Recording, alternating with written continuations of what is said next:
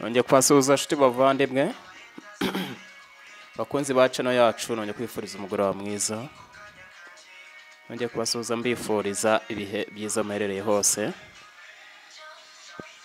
aho mwatembeye hose ibyo murimo gukora byose. Nongeye kubasuhuza mbifuriza kugumya kugubwa neza. Nongeye kubaha ikaze kuri channel yacu.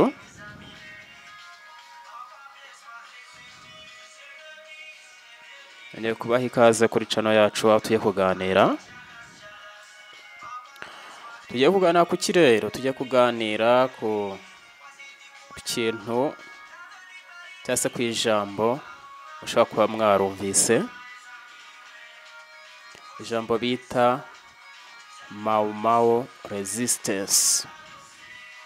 Tugiye kureba Mau Mau resistance ni iki, ese yabaye hehe, byagenze bite kugira ngo yitwe Mau Mau resistance. Nongeye kubifuriza ikaze.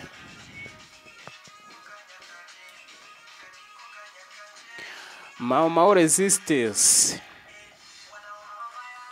Mau Mau resistance, iyi ikaba ari intambara yarwanywe mu gihugu cya Kenya cyangwa se mu gihugu cy'abaturanyi cya Kenya. Intambara bayita Mau Mau resistance.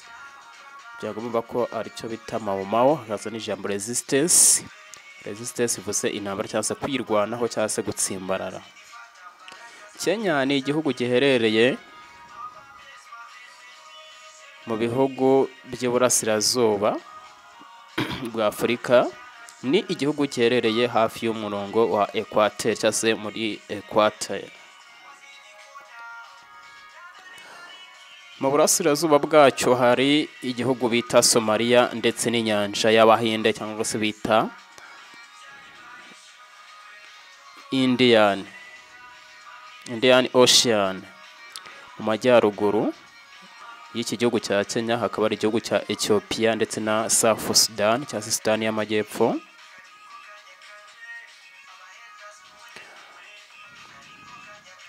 Iburengerazuba hari Ubugande, naho mu majyepfo hari icyo bita igihugu cya Tanzania. Kenya ni igihugu gifite amoko arenga 8 y'abantu,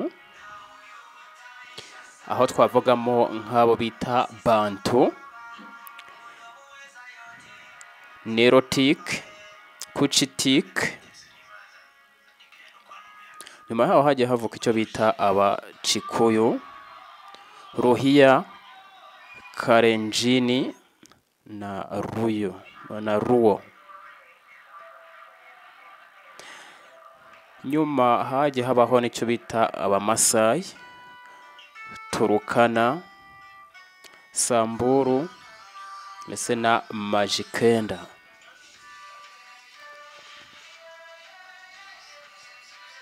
Mu mwaka w'igihumbi 920 kugeza 1960 nibwo havutse icyo bita Mau Mau rebellion cyangwa se Mau Mau resistance cyangwa Mau Mau uprising cyangwa Mau Mau revolt cyangwa se bayita cyo bita Kenya cyangwa se Kenya emergency. Hari intambara muri Kenya cyangwa se ni mu bihugu byari byarakonejwe n'Abongereza. No muri Kenya no hari intambara yari ishyamiranyije Abanyakenya ndetse n'Abanyaburayi b'Abongereza.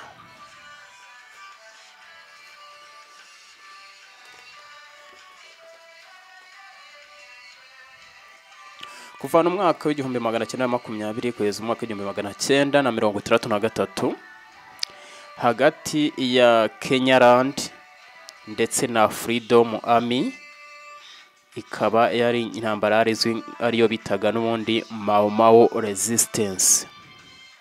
Mau Mau ni ijambo ry'Igiswahili, ni ijambo ry'Igiswahili rivuga mu magambo arambuye ngo muzungu arudi Ulaya, Mwafrika apate uhuru. Muzungu arudi Ulaya, Mwafrika apate uhuru. Mu Cyongereza bishatse kuvuga ngo let white go back to Europe, then African regain independence. Bishatse kuvuga ngo umuzungu asubire i Burayi iwabo, areke umunyafrika abone ubwigenge. Iyi ntambara isa naho yariyo yarafashe iyi logo cyangwa se ni ijambo bakoreshaga muri iyi ntambara, abavugaga nyine ngo muzungu arudi Ulaya, Mwafrika apate uhuru. Let white go back to Europe, then let African regain independence. Intambara ikaba yari yiganjemo cyane cyane abantu bari bafite ingufu cyangwa se bafite icyo bita ubukaka, bari bafite ingufu nyinshi muri iyi ntambara, ari bo bita Meru ndetse na Embu. Ni abarwanyi bitaga Meru ndetse na Embu. Iyi ntambara bita mu magambo ahinnye KRFA cyangwa se Kenyaland Freedom Army, kandi yari igizwe nanone n'imiryango y'abo bita abakamba n'abamasayi, bakaba nabo bararwanyije abakoloni muri Kenya.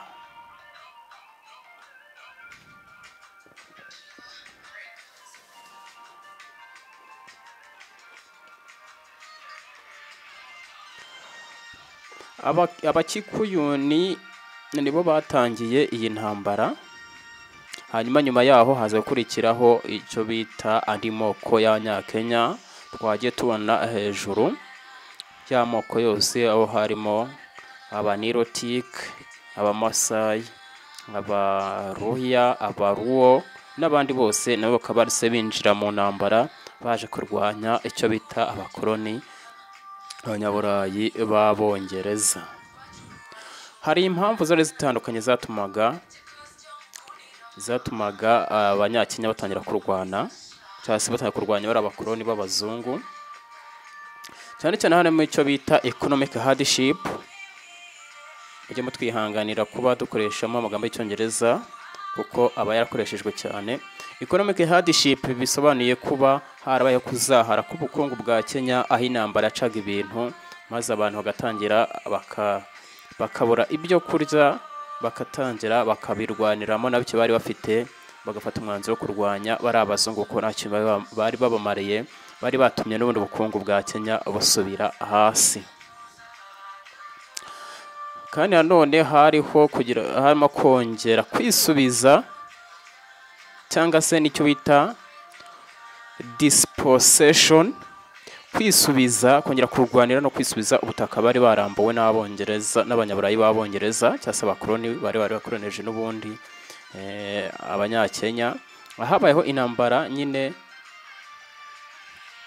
yo kwisubiza ubutaka, hari haraje icyo bita white settlers cyangwa se ni abazungu bari baturutse hariya mu gihugu cy'Ubwongereza barigabije ubutaka bwa Kenya, hanyuma barabutura, usanga nyine Abanyakenya bamwe nta butaka basigaranye, inzara irabica, batangira kubaho nabi cyane, batangiza intambara yo kurwanya bariya Abongereza. Nanone hari icyo bita economic repression. Economic repression bishatse kuvuga ko bariya bakoloni b'Abongereza bari bakoroneje Kenya, bari barafashe Abanyakenya bababuza gutekereza no kugira igikorwa icyo cyose bagira mu miyoborere ya Kenya, aho wasangaga barababujije kugira ikintu na kimwe igitekerezo bagira kajyanye n'imiyoborere yabo mu gihugu cya Kenya, aho wasangaga nyine nta ruhare, ibintu byose biri mu maboko y'Abanyaburayi b'Abongereza bari barakoreneje igihugu cya Kenya. Niyo mpamvu rero bafashe iya mbere kugira ngo babashe kuba bavugurura cyangwa se barwanira guhindura bino bintu bitatu. Icya mbere hari icyo bita economic hardship, ni ubukungu bwari bwasubiye hasi cyane cyangwa se ubukungu butari bwifashe neza, bityo inzara ica ibintu mu gihugu cya Kenya. Iki niyo mpamvu ya mbere yatumye bahaguruka, haba icyo bita Mau Mau resistance. Impamvu ya kabiri hari icyo bita dispossession ko ari ukwisubiza ubutaka bari baranyazwe n'abariya bakoloni b'Abongereza nyine b'i Burayi. Ibi nabyo bikaba yari impamvu ikomeye cyane. Hanyuma icya gatatu cyo bita economic repression, cyangwa se kongera kugira igitekerezo cyangwa se kurwanira kugarura imiyoborere yari iri mu maboko y'Abongereza, kubisubiza mu maboko y'Abanyakenya. Inshuti bakunzi ba Isange TV, ngira ngo mu minota mikeya twafashe tuganira, ngira ngo ni ibingibi ni Mau Mau resistance. Twari tugira ngo tuganireho turebe se byagenze bite, byaje kurangira bite, hanyuma nyine ubutaha tuzareba ese kurangira k'ubukoloni bw'Abongereza muri Kenya, ese kurwana kwa Mau Mau resistance ese byaje gusiga iki, byaje kugenda bite. Ibyo nibyo tuzaganiraho ubutaha. Tubabane mwa Isange TV. Niba mu by'ukuri hari icyo ibiganiro bikwigisha cyangwa se bikuzanira gishyashya utaruzi, nagusaba gukora subscribe ndetse na like kugira ngo tujye dukomeza tubane mu biganiro bitandukanye. Mukomeze kugira umugoroba mwiza. Ibiganiro nakagaruka naho ku munsi w'ejo kugira ngo murare aha ryana.